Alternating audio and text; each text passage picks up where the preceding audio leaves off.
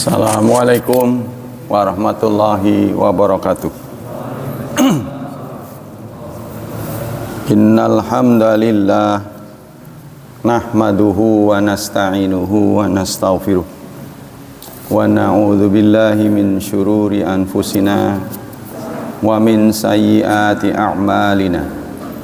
May yahdihillahu fala mudhillalah wa may yudlil fala hadiyalah.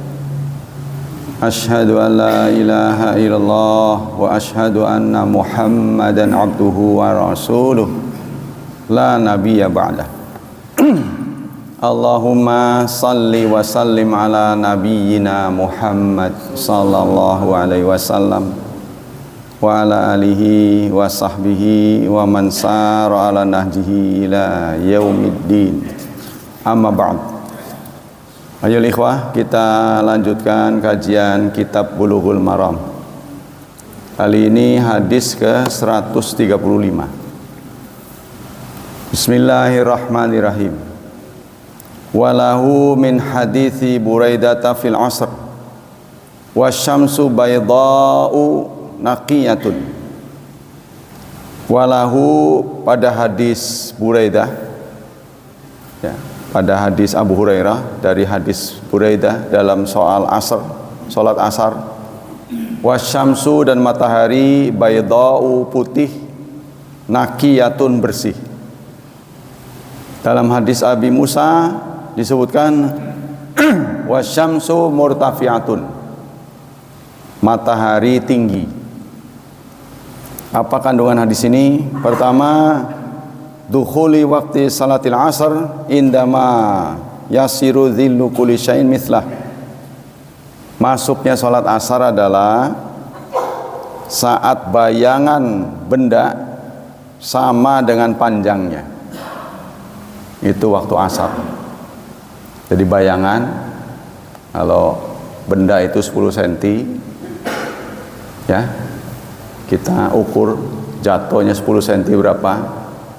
Nanti kalau bayangannya sampai ke situ, itulah waktu asar. Secara manual, ya. Wa hadza waqtul fadilah madamati syamsu bayda naqiyatun. Ini adalah waktu fadilah, waktu utama.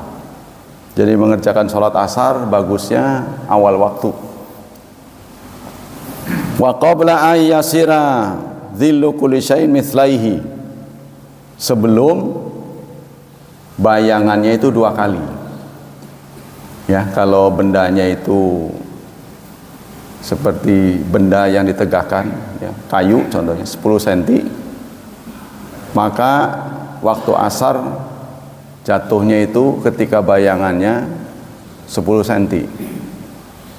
Dan waktu ikhtiar masih boleh dilakukan sampai dengan 20 cm.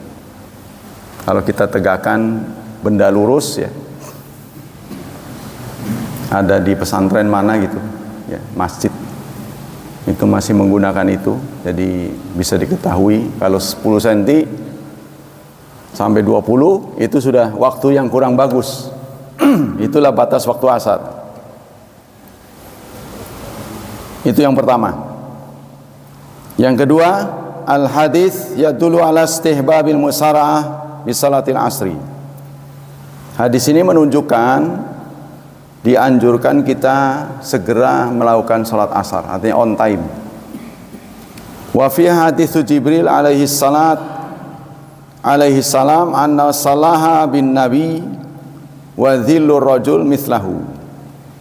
Dan hadis yang menyampaikan bahwa Jibril memimpin salat Nabi, ya, artinya memimpin salat dengan makmumnya Nabi saat bayangan seseorang sama dengan panjang tubuhnya, sama dengan tinggi tubuhnya. Wa ghairu min ahadits ka hadits Buraidah wa hadits Musa mahmulani alaihi tsumma ya'ti waqtu tsani bi jawaz lil asri wa huwa masiru dzikri syai'in mithlaihi. Dan waktu asar akan terus berkepanjangan sampai 2 kali lipat. Ya, artinya Kalau bendanya itu 10 cm, maka bayangannya sampai 20 cm. Yang ketiga, takraru hadis Jibril alaihissalatu wassalam khamsa marat wa annahu shalla salawatil khamsa maratain fi yaumain. Berulang-ulang hadis Jibril alaihissalam 5 kali bahwa beliau pernah sholat 5 waktu 2 kali di dalam 2 hari. Maksudnya Jibril mengajari Rasulullah, ya. Fasalal khamsa fil yaumil awal fi awalil waqti. Beliau mencontohkan salat 5 waktu di hari pertama di awal waktu. Jadi beliau salat 2 hari. Hari pertama beliau mencontohkan awal waktu, selalu awal-awal. Wa fil yaumi tsani fi akhiri waktu ikhtiyar. Dan di hari yang kedua beliau datang lagi untuk mengajari akhir waktu, sholat di akhir waktu. Wa qala alaihi salatu wassalam al waktu fima bainal waqtain. Nabi kita bersabda, waktu yang digunakan untuk sholat adalah di antara keduanya. Ya, jadi Jibril itu mengajari waktu start sampai waktu final, supaya kita tahu persis, oh ini waktunya. Wa fi hadza si'atun. Pada waktu ini ada keleluasaan, tapi kita tidak boleh terjebak pada keleluasaan. Jadi kalau memungkinkan, ya, lakukanlah sholat awal waktu. Nah, kalau kita di akhir waktu pasti tidak bisa berjemaah, ya, kecuali rombongan. Contohnya kita datang ke masjid akhir waktu, yang nggak ada yang imamin, ya, kecuali kesepakatan rombongan, ya. Wa yusammal waktul muwassa, waktunya disebut muwassa, longgar. Jadi Nabi Allah Subhanahu Wa Taala mengajari kita tentang waktu-waktu ini dengan memberi kelonggaran. Ya, paling yang waktu yang kurang longgar ya waktu subuh sama waktu maghrib, karena paling panjang itu 1 jam waktunya, tapi zuhur 3 jam, ya, asar 3 jam, isya 3 jam juga, 4 jam malah. Jadi waktu isya berakhirnya bukan subuh tapi tengah malam, sekitar jam 12-an lah, ya, setengah 8 sampai jam 12, ya, sekitar 4 jam. Wa an Abi Barzah al-Aslami qala kana Rasulullah yusallil asra thumma yarji ahaduna ila rahlihi fi aqsal Madinah wasyamsu hayyatun. Rasulullah salat asar, kemudian masing-masing kami kembali ke rumah, ya, sementara matahari dalam keadaan terang. Nah, itu ya salat asar, ya. Wa kana yastahib ay akhiral isya, artinya beliau melakukan salat asar itu awal waktu karena matahari masih mencorong, ya. Kalau mulai asar ke maghrib itu mulai redup, kan matahari begitu, ya. Jadi bergerak dari timur, bayangannya ada di barat, panjang mula-mula itu. Lama ke jam 12 semakin kecil bayangannya, sampai di titik itu bergeser. Yang tadinya matahari bergerak dari timur, bayangannya di barat, maka bayangannya akan berubah menjadi ke timur, itulah waktu zuhur, ya. Jadi kita kalau mau mengamati begitu. Wa kana yakrahumun nauma wa kana yastahibu ayyakhiral minal isya. Beliau suka salat isya itu agak lambat dari sekian salat 5 waktu itu, ya. Khusus isya bagusnya itu lambat, artinya jangan tepat waktu, jadi agak mundur gitu. Rasulullah itu melakukannya justru di akhir waktu. Tapi ini merupakan kesulitan buat kita ya, kalau mau sholat berjemaah. Jadi ya kesepakatannya ya awal waktu. Wa kana yakrahu nauma fiha wa kana yakrahu nauma qablaha. Rasulullah tidak suka tidur sebelum Isya. Ya, wal hadits ba'daha, dan ngobrol-ngobrol setelah Isya. Tuh, jadi Isya itu patokannya beliau nggak tidur sebelum sholat Isya dan nggak ngobrol lagi setelah sholat Isya. Nah, kira-kira jam berapa itu? Waktu kita udah nggak ngobrol lagi, ya. Tidur maksudnya mau tidur. Nah, itulah tepatnya sholat Isya. Ya, sekitar itulah jam 10-an ya. Ya, tapi itu kalau kita buat kesepakatan ya masjidnya udah nggak ada orang. Wa kana yanfatil min salatil ghada. Jadi banyak sekali kekurangan kita yang mau nyunah meneladani Rasulullah ya. Kita banyak sekali kekurangannya, nggak bisa pas gitu. Maka inilah yang harus menjadi kesadaran kita. Jadi kekurangan kita ini banyak sekali, kelemahannya. Kita harus singkatnya minta maaf pada Allah dengan istighfar, banyak istighfar ya. Wa kana yanfatil min salatil ghada hina ya'rafu rajul jalisahu. Dan beliau menengok ke belakang waktu salat subuh saat seseorang mengenali teman duduknya. Salat subuh. Ya dulu kenapa kok mengenali teman duduknya? Karena masjidnya nggak ada lampu. Sampai oh ini Pak Hilman, oh ini Pak. Ah itu jam berapa kira-kira? Karena di sana jarang hujan. Ya. Beda dengan di sini. Jadi kalau waktu cerah, selesainya sholat subuh tuh kira-kira kalau nengok ke belakang, Pak ini, Pak ini, nah, itu kira-kira jam berapa? Berarti ada setengah berapa tuh? 5:30 kali ya? Ya kelihatan orang lah gitu. Kalau kira-kira nggak ada lampu. Maksudnya kenapa? Beliau sholat subuh itu bacaannya lama. Jadi subuh itu disunahkan bacaannya panjang. Ya tapi itu pegel gitu. Ngos-ngosan. Yang jadi imam ngos-ngosan. Yang jadi makmum menggerutu. Wah, nggak ada pengertian ini. Susah jadinya.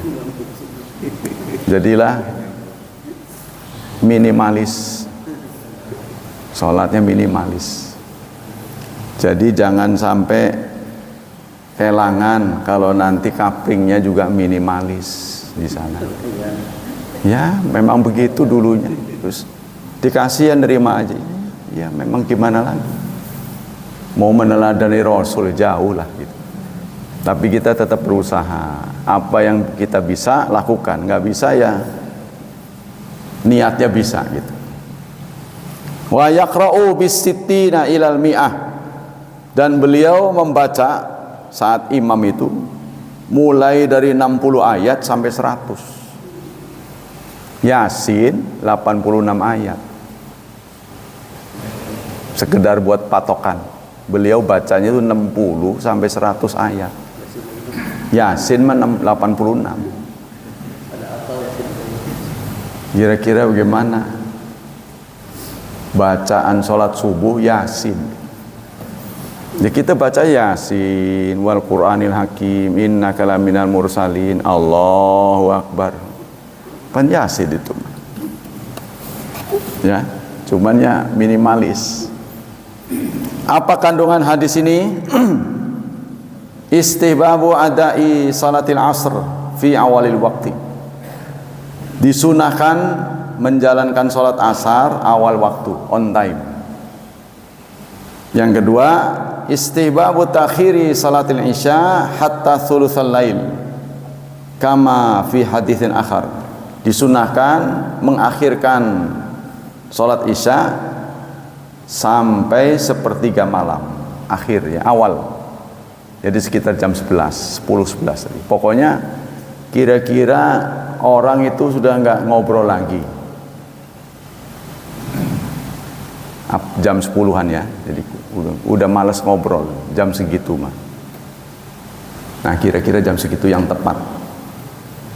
Tapi kalau kita milih jam segitu bakalnya sholat sendiri, karena kan mencari afdalnya waktu, ya tentu kalah dengan sholat berjemaah. Karena sholat sendiri itu nilainya 1, sholat berjemaah itu nilainya 25. Ya, sehari semalam kita sholat sendiri berarti nilainya 5. Sholat berjemaah 5 kali 24 jam dapat nilai 125. Ya tentu jauh sholat sendiri dengan sholat berjemaah ya. Kan kita punya waktunya terbatas, umur kita terbatas. Yang kita cari ini adalah pekerjaan yang ringan, nilainya tinggi, itu kan. Karena waktu kita terbatas. Jadi sedikit tapi nilainya gede, itu kan. Seperti Lailatul Qadar, hanya beberapa jam tapi pahalanya besar, lebih dari 83 tahun 4 bulan ya, kalau sampai beruntung mendapatkannya. Nah itu yang kita cari begitu, termasuk bulan Ramadan. Bulan Ramadan itu sudah ditampakkan oleh mimpi Tolhah bin Ubaidillah yang bermimpi ada di gerbang surga ya. Lalu keluarlah malaikat, di depan surga, pintu surga itu ada 2 temannya yang dulu masuk Islamnya bareng. Yang pertama ikut perang lalu syahid. Yang kedua nggak ikut perang tapi dia wafat setahun kemudian, berjumpa dengan Tolhah di gerbang surga dalam mimpi yang dibenarkan oleh Rasulullah. Tapi yang ditarik pertama adalah yang matinya wafat, mati biasa ya. Saya kira hadis ini juga menjadi peringatan bagi kita. Tidak selalu orang masuk surga cepetan gitu, duluan karena syahid ya. Jadi nggak selalu orang yang duluan masuk surga adalah orang-orang yang syahid.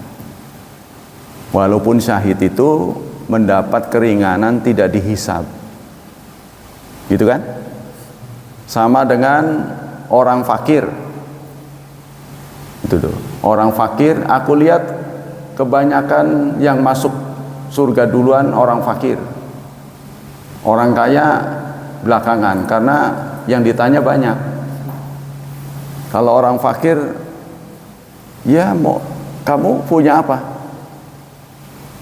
Punya rumah? Enggak.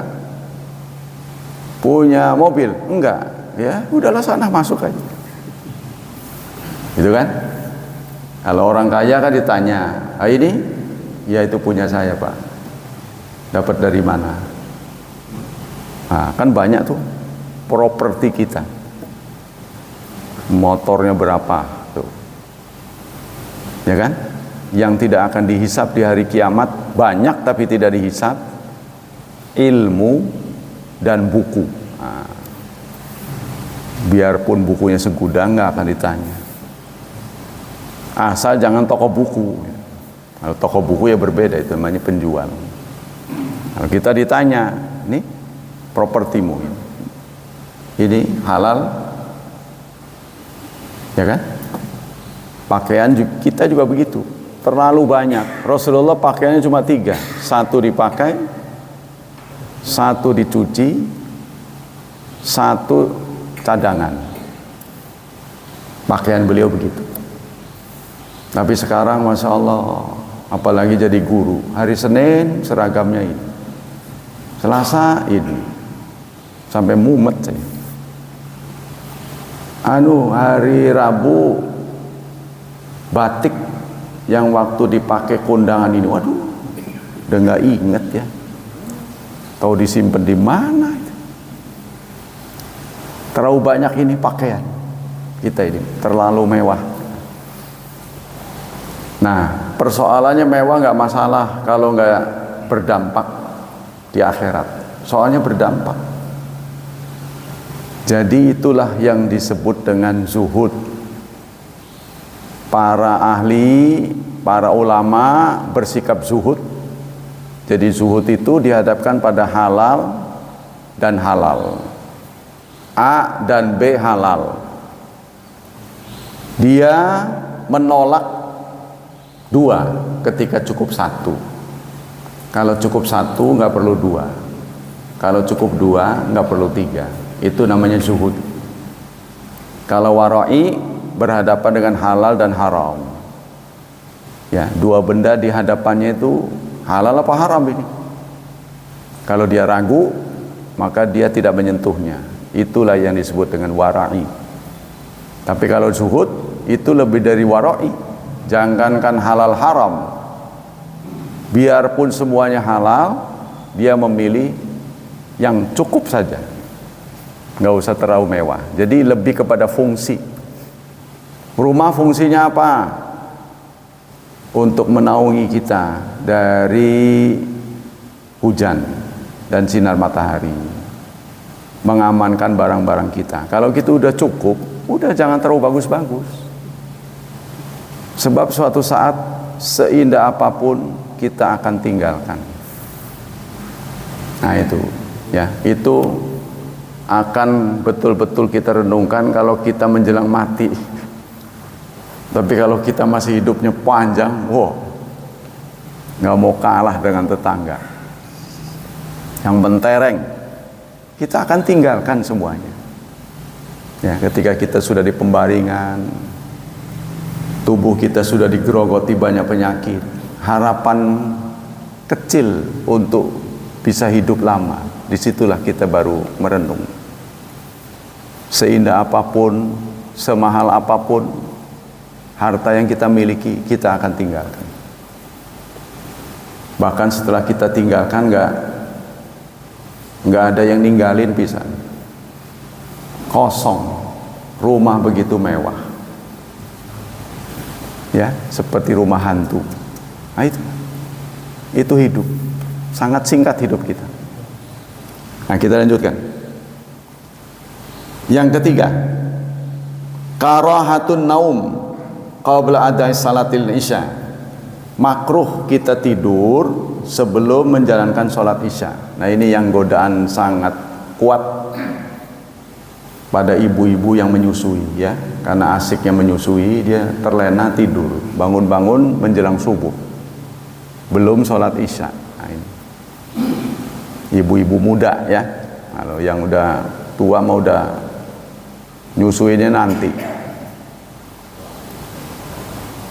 Li'alla yastaqrikan naim fihi hatta yakhruja waqtul ikhtiyaru laha, supaya jangan sampai orang yang tidur tuh kebablasan sehingga waktu isyanya keluar tidak terasa, ya. Nah, ini memang berat buat ibu-ibu muda, ya. Biasanya sering terjadi pertengkaran kalau tidak ada pembantu, kalau nggak betul-betul mumpuni, ya.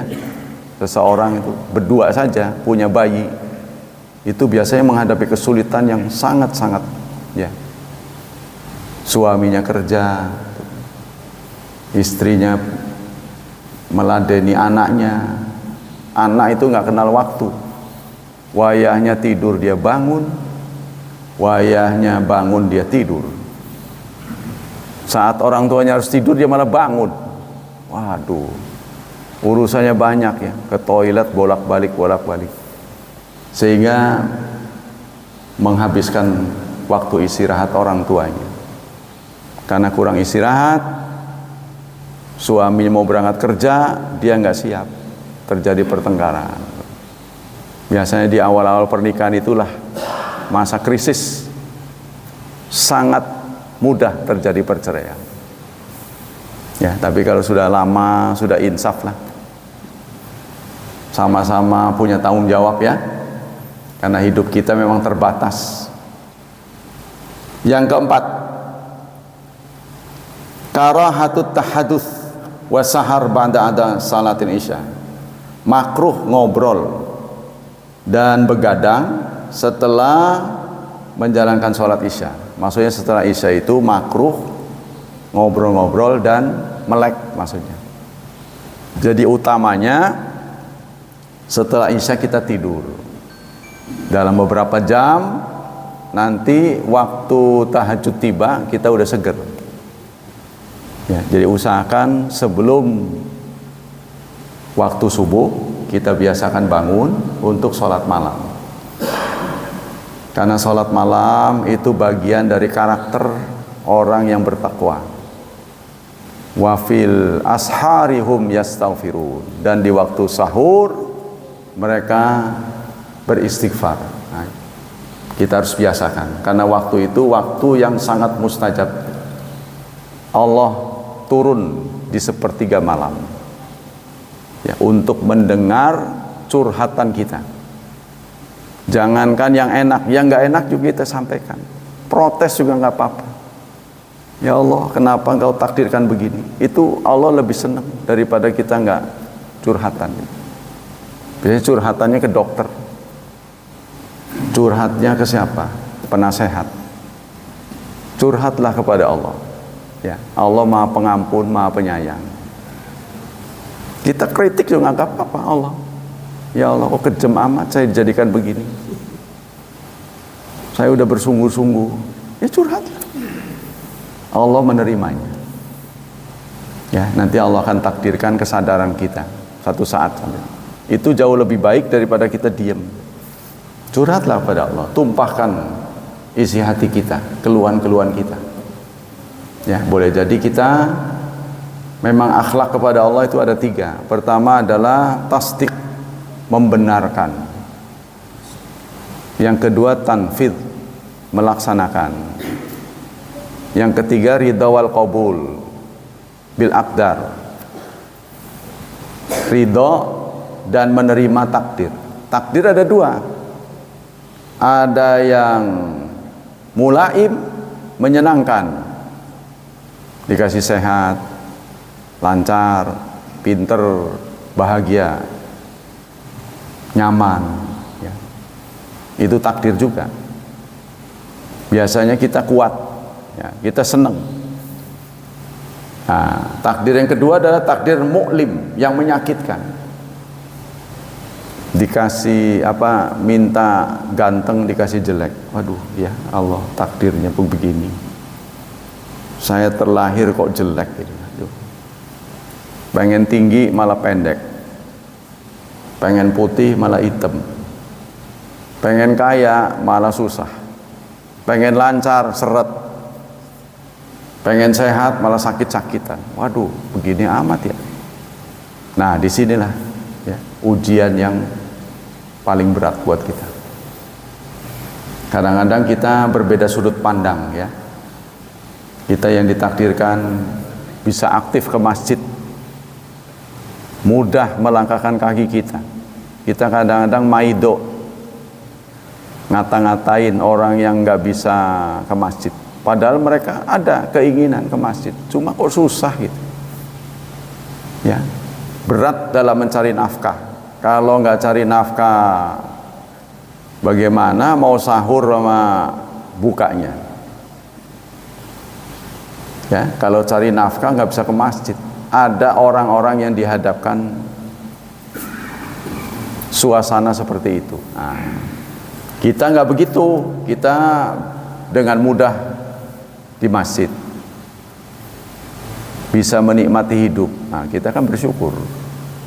Nggak usah dikata-katain orang seperti itu. Ya kita doakan, kita berdoa, ya Allah, ternyata aku lebih baik dari dia. Ya. Banyak orang yang ingin begitu, tapi nggak bisa. Kita lanjutkan. Yang ke-5, yajuzu ta'khir li salatil fajri li adaiha waqtal isfar. Boleh ya mengakhirkan salat fajar. Li'adaiha waqtal asfar, supaya dijalankan saat mulai terang. Alladzi ya'rifu fi rajul jalisahu, sampai dalam keadaan, ya, dalam situasi seseorang mengenali teman duduknya. Nah, ini kalau kita sholat di Masjidil Haram, ya, atau di Masjid Madinah, biasanya kita sholat subuh karena begitu panjangnya, ya, imam di sana, dan tentu saja qori-qorinya terpilih. Begitu kita selesai sholat subuh memang sudah terang. Itulah yang menyebabkan Muhammadiyah merilis, ya, mengkoreksi waktu subuh itu plus 8 menit. Plus 8 menit. Tapi kayak saya tidak sependapat, ya. Saya tidak sependapat dengan mereka. Jadi Muhammadiyah itu kalau jam kita itu jam 4:30, 4.30, dia harus 4.38 sholat subuh. Jadi tidak perlu ada yang dikoreksi. Maka itu pemerintah pun tidak melakukan koreksi. Pertimbangannya itu. Yang mereka koreksi nggak apa-apa, agak lambat nggak apa-apa. Jadi nggak usah maido, ya. Mau lambat juga nggak apa-apa. Memang boleh gitu, ya, dilambatin boleh. Yang penting jangan sampai matahari terbit. Jadi dalam matahari terbitnya sama. Karena dia melihat kenyataan di Mekah tuh begitu. Di Mekah itu setiap orang salam sudah terang gitu. Ya, sudah kelihatan orang tuh di luar. Jadi lampu kira-kira tidak diperlukan. Yang keenam, yustahab tatwilul qiraah fi salatil fajri ma baina sittin ilal mi'ah minal ayat. Dianjurkan bacaan salat subuh itu yang panjang katanya. Mulai 60 sampai 100 ayat. Tapi ya itu, kalau ini dijalankan, ya mungkin makmumnya milih tempat lain gitu. Ya nggak nyaman. Apalagi mobil jemputan sudah tatet. Ya kita jadi akhirnya minimalis, ya. Bismillahirrahmanirrahim. Lanjutkan. Wa indahuma min hadithi Jabir wal isya ahyanan yaqaddimuha wa ahyanan yaakhirha. Kata hadis Jabir, isya, salat isya kadang-kadang beliau tatag on time, kadang-kadang beliau mundur. Idza ra'ahum ijtama'u ajjala, jika Rasulullah melihat umatnya sudah pada kumpul, maka beliau menyegerakan. Jadi nunggu orang, ya. Jadi azan tetap dilangsungkan tepat waktu, Rasulullah nunggu. Kalau ada banyak, beliau segera. Tapi kalau belum, ditunggu. Wa idza ra'ahum abta'u akhara, jika Rasulullah melihat sahabat abta'u, lambat, ya, satu datang satu, akhara, maka beliau mentakhir, memberi kesempatan. Wasubha, dan subuh, kana nabiyyu yusalliha bi ghalasin, untuk subuh Rasulullah melakukannya, ya, bi ghalasin, di waktu ghalas, ya, yaitu tepat waktu, ya. Kata di sini zulmatu akhiril lail, yang namanya ghalas itu adalah gelapnya akhir malam. Ya, begitu kelihatan terang, beliau salat subuh. Wali muslimin hadits Abi Musa, dalam hadis Abi Musa yang dicatat oleh Muslim, fa aqamal fajra, Rasulullah menegakkan salat fajar, hina insyaqal fajru, saat fajar itu terbelah.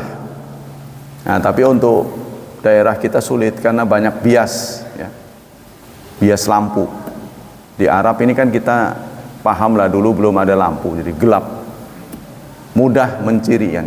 Atau di tempat-tempat yang memang lampunya sedikit, seperti di Lampung ya, di Lampung yang masih sepi penghuni, itu ngelihat langit kayaknya bintang di atas kita. Dan kita praktis hampir nggak ngelihat bintang, kecuali malam apa. Tapi kalau saya pernah di Lampung cukup lama, melihat bintang tuh kayaknya di atas kita itu. Mungkin tidak ada polusi ya, jadi seakan-akan dekat sekali.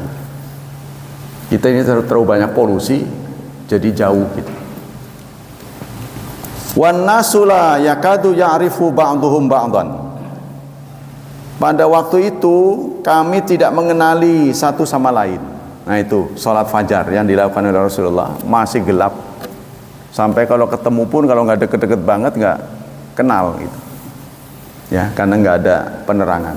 Tapi itulah ya, kita acungkan jempol buat mereka. Nggak ada lampu, tanahnya kayak begitu kan, kering. Tapi berangkat aja.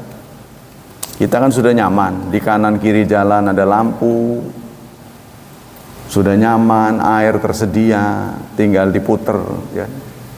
Karpet digelar, cuaca, kondisi udara sudah disesuaikan, sudah nyaman. Masih males, ini kayaknya nggak ada ampun nih kayaknya. Sepertinya kalau saya nggak ada ampun ini. Dikasih nikmat terus-terusan ya, gratis, menghirup oksigen, nyaman, masih nggak mau ibadah. Kesimpulan, waktul isya wasi'un, waktu isya itu longgar. Wa tajuz salat fi awali wakti wa yajuzu ta'khiru, boleh di awal waktu, boleh diakhirkan ya, tergantung inilah, fleksibel ya. Tapi kita utamakan yang bernilai. Jadi kalau sholat berjemaahnya itu awal waktu ya kita ikuti jamaah. Kita bisa sholat akhir waktu tapi sendiri ya nilainya kurang. Ya sekalinya nggak bisa akhir waktu, harus awal waktu berjemaah. Ya nilainya lebih banyak berjemaah. Yang kedua, istihbabu mura'atul imam li ahwalis musallin. Dianjurkan seorang imam itu memantau ya, artinya sensitif terhadap keadaan orang yang salat. Fit taqdim wa ta'khir, dalam mendahulukan dan mengakhirkan. Khilala waktu ikhtiar, di waktu yang longgar. Apa mau awal waktu, apa mau akhir, harus dilihat kondisi jamaahnya. Yang ketiga, istibabu tanjili salati subhi fi awalil waktu, dianjurkan menyegerakan salat subuh pada awal waktu, yaitu golas, tatak gitu ya. Kalau golas itu apa biasanya? Dini hari. Kalau di kampung-kampung, saya pernah hidup di kampung, jadi gelap tuh ya, yang ada banyak embun. Tapi dari ujung-ujung sana orang sudah bawa dagangan, nenek-nenek itu. Kadang-kadang nggak pakai sendal lagi, luar biasa. Nggak tahu dia berjalan berapa kilo. Ya, kadang-kadang bawa hasil tani, kadang-kadang jualan tape, bawa itu. Masih subuh-subuh, luar biasa. Fala ya'riful musalluna ba'dahum, yaitu saat seseorang tidak mengenali temannya kalau tidak ada lampu ya. Yang keempat, hadits Abi Musa radhiyallahu an yu'akid hadits Jabir radhiyallahu an fi ta'jili salati subhi. Kedua hadis, baik hadis Abi Musa maupun hadis Jabir, ini mengukuhkan dianjurkannya salat subuh tepat waktu. Hina yansyaqul fajru, saat fajar menyingsing. Fajar ini fajar sidik maksudnya, bukan fajar matahari, bukan. Maksudnya kalau kita ada di tempat yang terbuka, tidak ada lampu, nanti ada terang. terang terus gelap lagi. Itu namanya fajar bohong, fajar kadzib. Fajar shadiq, fajar benar, itu terang terus sampai siang. Nah, itulah masuknya subuh. Wa yakunu waqtu bi ghalas wan nasu la yakadu ya'rifu ba'dhum ba'dhan. Saat seseorang tidak mengenali temannya. Wa yastamiru waqtul ikhtiyar ilal isfar. Dan waktu ikhtiar, waktu boleh salat subuh sampai terang. Kama sabaqa fi hadits Abi Barzata radhiyallahu an wa wal idha'ah wa ya'rifu rajulu bijalisahu. Kalau dalam hadis Abi Barza dijelaskan sampai seseorang mengenali temannya. Jadi mengenali dia ketika dia berhadapan, wah si anu. Dari Rafi bin Khadij qala kunna nasalli maghrib ma'an nabi fayansarifu ahaduna wa innahu la yubsiru mawaqi'an naili. Kami dari hadis Abi Rafi ya, salat maghrib bersama Nabi. Lalu kami pulang, maksudnya sudah selesai, dan kami melihat tempat atau posisi keberadaan sendal kami. Tuh, maksudnya maghrib itu masih kelihatan. Ya bayangkanlah nggak ada lampu lah gitu. Jadi nyari sendal itu masih bisa gitu. Tuh, kira-kira begitu. Jadi ini sangat manual sekali ya. Jadi betul-betul alamiah sekali. Ceritanya ini betul-betul kami masih mengenali posisi sendal kami di mana.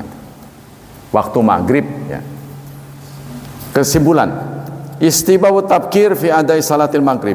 Dianjurkan kita tepat waktu dalam menjalankan salat maghrib fi awali waktiha, di awal waktunya, bi mujarradi ghurubi syamsi, dengan sekedar tenggelamnya matahari.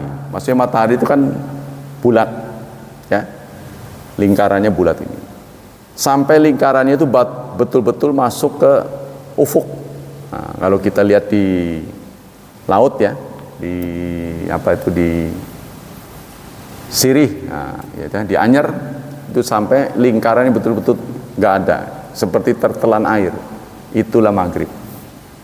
Kalau kita mau melihat fenomena alam ya, jadi betul-betul kelihatan masuk, bukan lingkaran pertama, bukan masuk begini, tapi semuanya ini nggak ada. Itu namanya maghrib. Hatta innal musalliya la yansarif, sampai orang yang sholat itu selesai, wa yarmin nabla an qausihi, ketika dia melempar panahnya, dia memanah pada maghrib itu masih ketahuan anak panahnya kemana. Nah dulu nunjukin waktu tuh begitu dulu.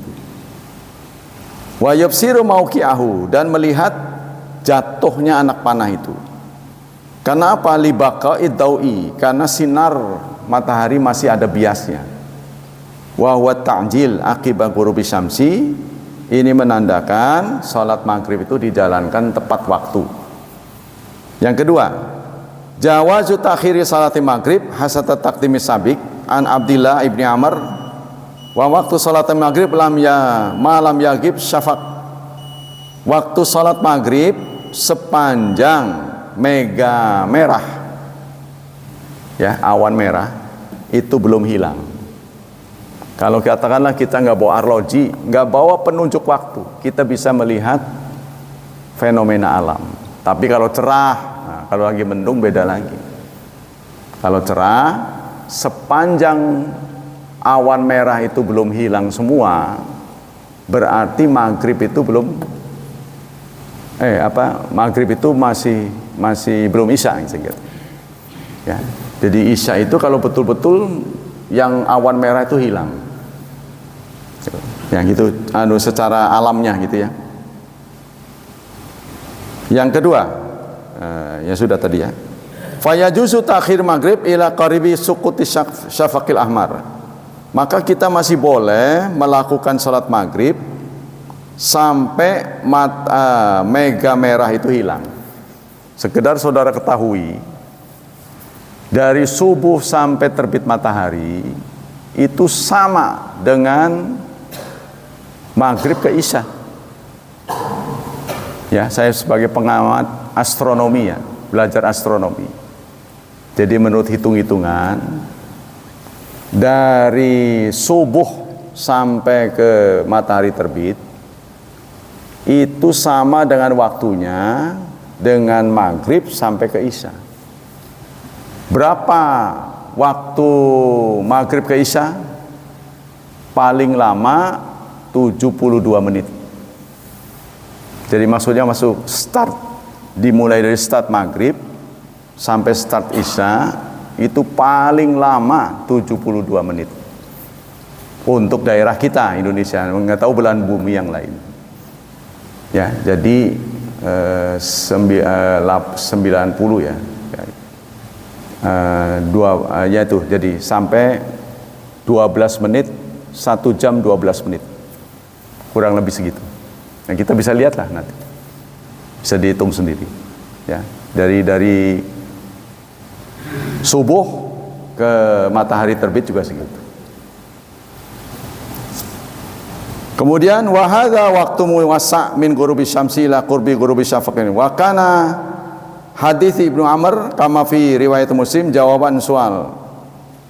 Jadi terbayang oleh kita saudara, di zaman lalu belum ada jam.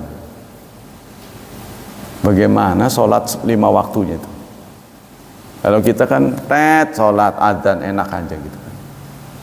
Udah bisa dikira-kira. Ada kesepakatan.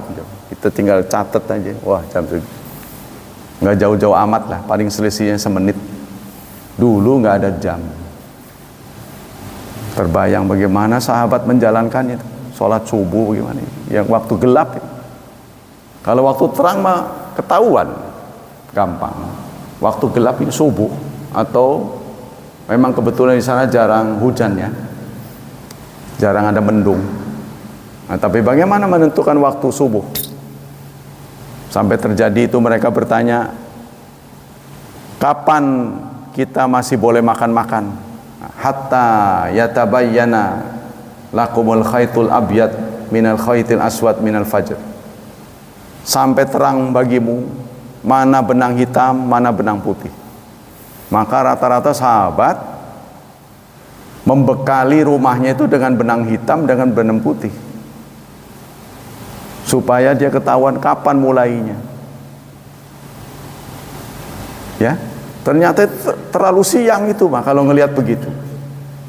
Sampai ketahuan mana yang putih, mana yang taruh di luar. Contohnya ini sama inilah.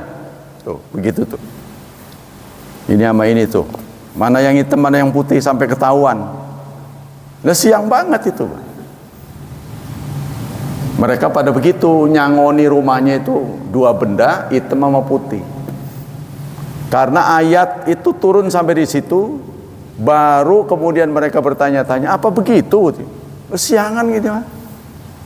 Nah, yang dimaksud benang hitam, benang putih itu bukan benang hitam, benang putih, tapi fajar. Turun lagi ayat minal fajar, cuma segitu doang. Barulah sahabat mengerti, oh fajar. Rasulullah orang yang nggak sekolah. Kalau beliau bukan Rasul, mana tahu fenomena alam. Itu aja, ya kan? Itu pun difahami oleh orang Arab. Keahlian Nabi Muhammad itu, saking nggak kebade gitu, saking nggak keunggahan, maka karena faktor kebencian dituduhlah tukang sihir. Sihir ini. Masa orang nggak sekolah bisa begini? Itu maksudnya. Lah kalau nggak ajaib itu, nggak aneh, pasti nggak nuduh sihir. Apa yang aneh kamu itu, deso pasti begitu. Saya juga bisa. Ini karena ajaib. Iya, mereka nggak mudeng itu. Nah, maka tuduhnya sihir karena faktor kebencian. Ya, jadi itu emosi mereka itu nggak benar.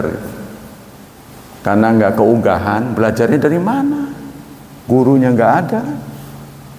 Mereka mencari-cari tahu. Ya tadaros, jangan-jangan ini dulu ini belajar sama Waraqah bin Naufal, paman dari Khadijah.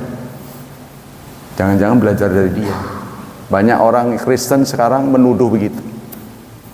Sejauh mana kepintaran Waraqah? Ya, Rasulullah seumur hidup nggak pernah berlayar.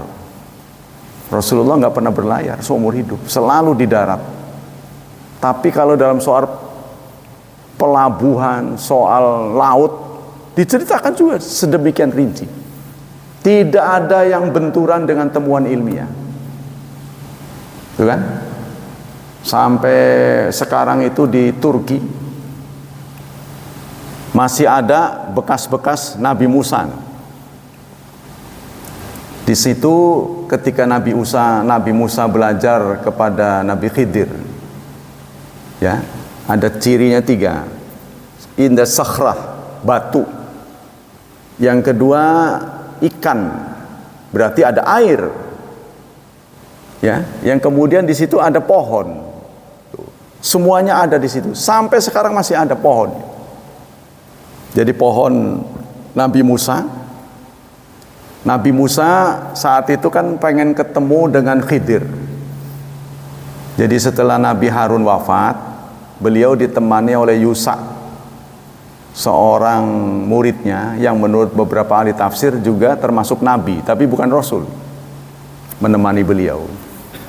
Satu saat Allah memberitahu, kalau kamu pengen tahu orang yang lebih pandai dari kamu, nanti kamu akan temui ikan yang sudah mati akan hidup lagi.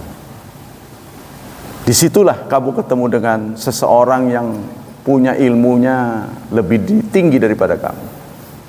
Ini gara-gara Nabi Musa ditanya dalam sebuah majlis. Ketika beliau memberikan kajian begini, wahai Musa, siapa orang yang saat ini paling pinter? Siapa? Ya saya. Gitu.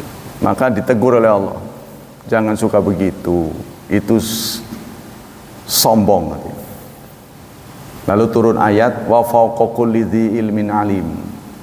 Di atas orang yang berilmu ada yang lebih berilmu. Ya Allah, kalau bukan saya itu siapa yang lebih pinter? Karena Nabi Musa ini punya keistimewaan, saudara, satu-satunya yang nabi yang bisa ngomong langsung. Wa kallamallahu Musa taklima. Bahkan nabi kita pun nggak bisa ngomong langsung dengan Allah. Ya, wahyu-wahyu yang diterima oleh nabi kita itu melalui Jibril. Kalau Nabi Musa mah langsung. Tapi apa artinya langsung nggak langsung? Sama aja, lama-lama ngelunjak. Udah bisa bicara langsung, Nabi Musa tetap aja merasa kurang. Robbi arini anzur ilaik. Ya Tuhan, jangan ngobrol doang dong. Pengen ngelihat seperti apa wajahmu, seperti apa dirimu. Allah menjawab, lantarani, kamu tidak akan bisa melihat aku. Tapi Nabi Musa kan orangnya penasaran. Walakin inzur ilal jabal. Tapi kalau kamu penasaran, lihatlah gunung itu. Aku akan bertajalli di sana. Nah, tajalli ini kita nggak bisa tafsirkan. Bagaimana maksudnya tajalli? Falamma tajalla rabbuhu lil jabal, saat beliau bertajalli di gunung, ja'alahu dakka'a wa kharra Musa sa'iqa. Saat Allah bertajalli di gunung, Nabi Musa pun pingsan karena gunung itu meledak. Ya. Falamma ja'alahu dakka, gunung itu pun meledak berhamburan. Nabi Musa tersungkur, beliau pingsan. Dalam sebuah hadis diceritakan sampai keluar kotoran hijaunya. Kotoran hijau. Biasanya kita kan kuning. Ini yang hijau sampai keluar. Kenapa saudara? Kotoran orang yang hijau itu keluar. Itu menandakan ketakutan. Biasanya kotoran hijau tidak akan keluar kecuali dalam ketakutan. Contohnya apa? Orang yang mau digantung, biasanya keluarnya hijau tuh. Gak tahu bagaimana ya mekanisme tubuh kita bisa memberitahu apa ini, tubuh kita seperti apa gitu. Lagi sedih, lagi bahagia, dia keluarnya beda. Sampai kotoran jauh. Begitu dia sadar, lalu dia bertobat. Tubtul an. Sekarang saya bertobat. Wa ana awwalul mu'minin. Aku adalah awal orang yang menyaksikan. Nah itulah ya. Jadi Nabi Musa ini berbeda. Waktu Isya sampai tengah malam, sekitar 11:30. Jadi yang disebut tengah malam itu antara waktu maghrib, maghrib kan disebut awal malam, akhir malam itu subuh. Jadi pertengahan antara maghrib subuh. Maghrib ke subuh itu kalau nggak salah mulai dari jam 6 maghrib tuh ya, sampai subuh jam setengah 5, berarti 10 jam setengah. Kalau pol setengahnya kan berarti 5 jam ya, 5 jam seperempat, tambahlah jam 6, berarti jam 11 lewat, setengah 12-an, itulah akhir dari waktu Isya. Jadi kita harus hati-hati. Bagusnya ya itu tadi, di akhir waktu, saat orang sudah males ngobrol gitu, pengen istirahat gitu. Nah itu jam segitu. Nah maka kita hati-hati, terutama pasangan-pasangan muda saat menyusui ya, karena ibu-ibu ini berat ya, siang malam kerjanya kan. Jadi kadang-kadang lelah sekali dia. Waktu Isya datang, dia menyusui anaknya bablas. Begitu bangun udah dekat subuh. Nah itu. Maka kita ingatkan sholat Isyanya tepat waktu. Jadi Jumat itu di zaman Rasulullah ya, mulanya dilakukan seperti sholat Id. Apa tuh? Sholat Id. Sholat Id kan dijalankannya itu dengan sholat dulu ya, baru khutbah kan. Tapi sholat Jumat kan berbeda, khutbah dulu baru sholat. Dulu sholat Jumat itu seperti sholat Id, karena mereka sudah sholat, bubar dia. Kebetulan ada pedagang. Ya kita jangan bayangkan sekarang mau beli kebutuhan itu bisa ke deket lah singkatnya. Kalau dulu mengandalkan kafilah yang suka dagang masuk ke kampung. Ya kayak kita zaman dulu lah, sebelum banyak toko kan rendel tuh, orang pakai motor, pakai mobil, bawa punya ini itu kan, orang pada ngerubung tuh. Begitu juga sahabat-sahabat ya, karena mereka punya kebutuhan, datang kafilah pedagang. Merasa sholat sudah dijalankan, dengerin khutbah juga bisa sambil belanja gitu. Apalagi pedagang ini kalau nunggu nanti tahu pergi dia gitu kan. Nah maka itu ayatnya turun, fa idza qudiyatis salatu fantashiru fil ardi wabtaghu min fadlillahi la'alakum, apa itu, aduh suka lupa ya. Ya ayyuhalladzina amanu idza nudiya lis-salati min yaumil jumu'ati fas'au ila dzikrillahi wa dzarul bai'. Dzalikum khairul lakum in kuntum ta'lamun. Fa idza qudiyatis salatu fantashiru fil ardi wabtaghu min fadlillahi wadhkurullaha katsiran la'allakum tuflihun. Wa idza ra'au tijaratan aw lahwanin faddu ilaiha wa tarakuka qa'ima qul ma indallahi khairum minallahi wa minat tijarah. Jika kamu melihat perdagangan aw lahwan atau sesuatu yang tidak ada gunanya, wa idza ra'aitau tinggalkanlah. Dan mereka meninggalkan kamu dalam keadaan berdiri. Wa tarakuka qa'ima.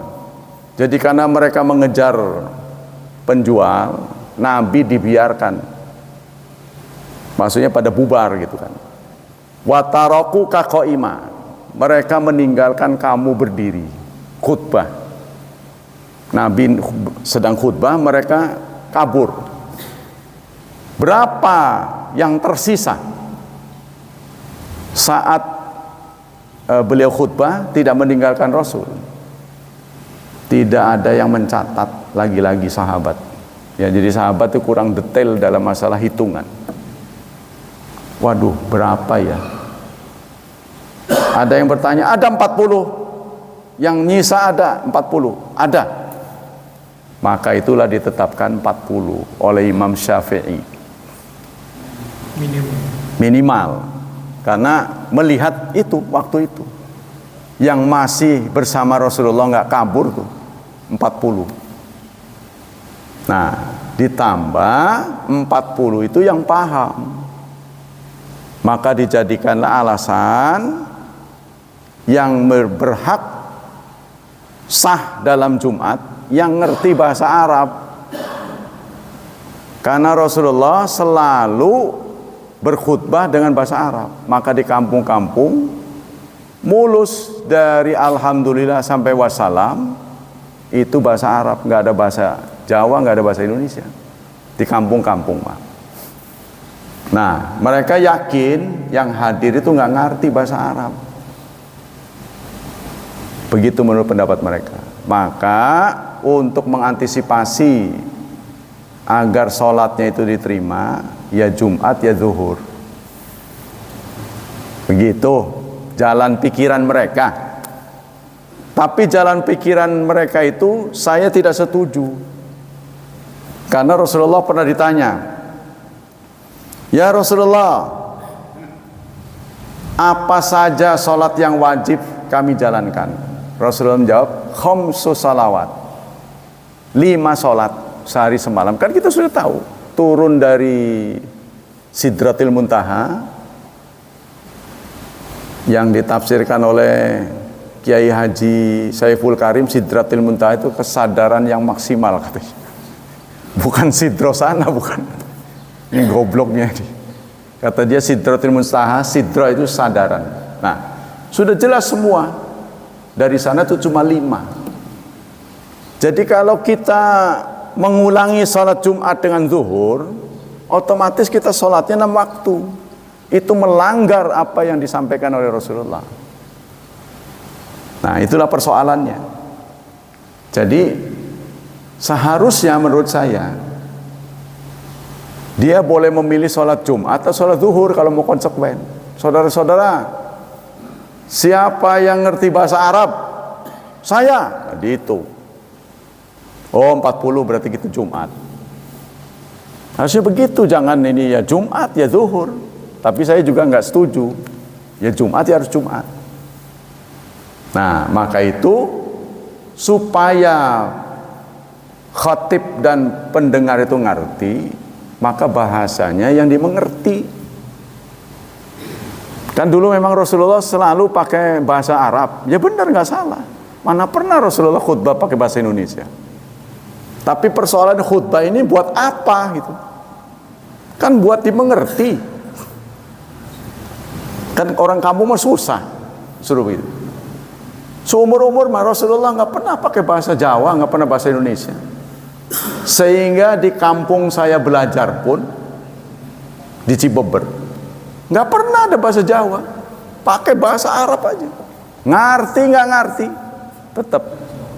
Cuma bedanya di Cibeber tidak ada pengulangan, tetap sholat Jumat. Ngerti nggak ngerti. Jadi kita sudah benar, ya, karena umumnya yang di audien ini orang Indonesia, khotibnya menjelaskan ini loh isi khutbah saya. Jadi menggunakan bahasa Arab saja, contohnya di Gontor Ponorogo, ya boleh, karena di sana kan sehari-hari udah bahasa Arab, pakai bahasa Arab nggak masalah. Ya, jadi dalam khutbah itu ada yang sifatnya ritual, tidak boleh digantikan. Ya, contohnya alhamdulillah, terus ayat. Tapi isi khutbahnya tuh harus dimengerti audien. Apa kira-kira isinya? Isinya adalah sesuatu yang bisa membahagiakan audien. Jadi kalau dia sebelum Jumat merengut, keluar dari masjid itu sudah sumringah. Nah, itu berarti sukses, bahagia. Jangan sampai terbalik. Tadinya sudah bahagia kok jadi merengat, perangat. Karena mikirin khutbahnya ini.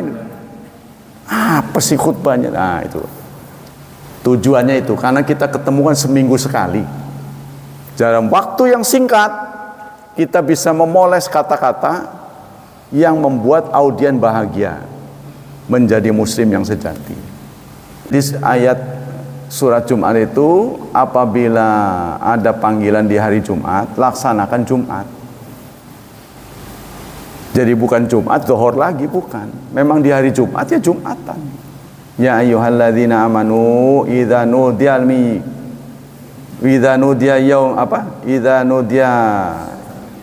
li yaumil jumu'ah fas'au ila dzikrillah, maka bersegeralah.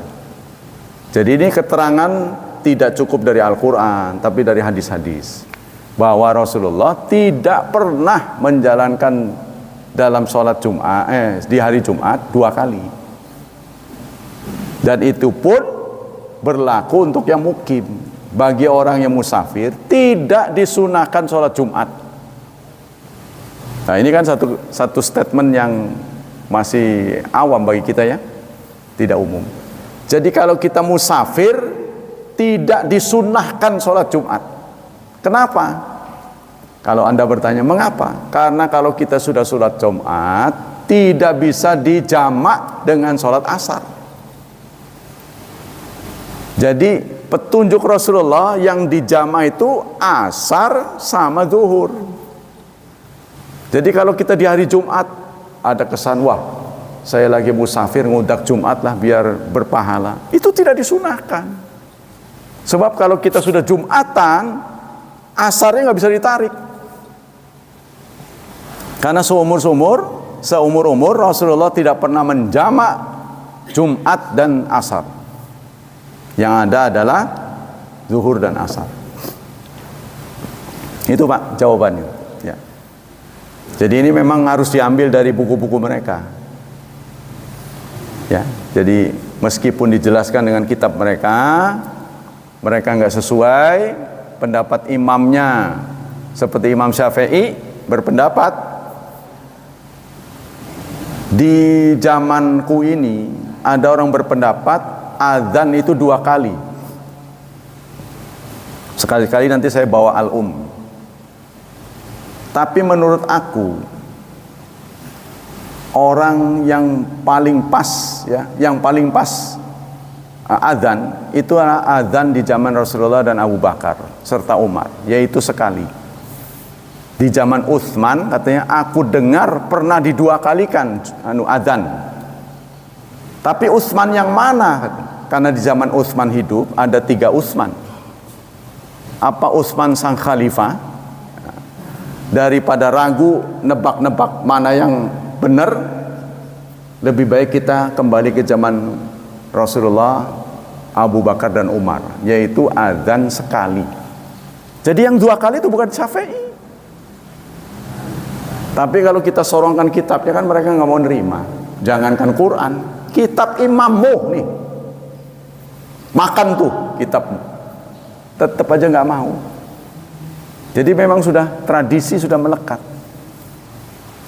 Jadi walaupun disadarkan kembali kepada kitab imam mereka, tetap nggak mau. Nah, mudah-mudahan kita tetap mengoreksi diri. Mana yang salah kita tinggalkan, mana yang kurang kita lengkapi, ya, mana yang kurang bagus kita sempurnakan. Demikianlah hadirin hafizani wa hafizakumullah. Semoga Allah memberikan pahala yang berlipat untuk kita, menyelamatkan dan melindungi kita dari wabah dan fitnah, dari syubhat dan syahwat, serta Allah berkenan mentakdirkan anak cucu kita, keturunan kita menjadi hamba Allah yang salihin dan salihat. Subhanakallah wa bihamdik, asyhadu an la ilaha illa anta, astaghfiruka wa atubu ilaik. Wassalamualaikum warahmatullahi wabarakatuh.